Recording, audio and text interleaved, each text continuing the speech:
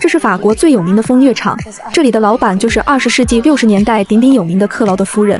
她拥有着巴黎无数年轻漂亮的女孩，达官显贵都是她的常客。她的生意直接做到了国外，全世界的很多政坛大佬、名门贵族都纷纷慕名而来，黑白两道都成为她的座上宾。每小时500法郎，她提3成，源源不断的财富向她涌来。穷苦出身的她摇身一变成为富婆。这天，打扮精致的女孩西多妮慢慢地褪去了外套，露出了薄如蝉翼的真丝衬衣。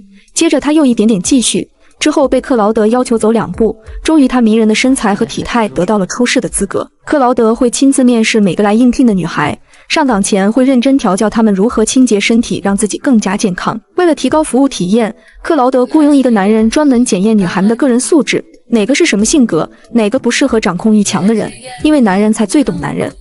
Intelligente, racée, cultivée. Après, à ne pas envoyer aux hommes qui n'aiment pas être dépassés.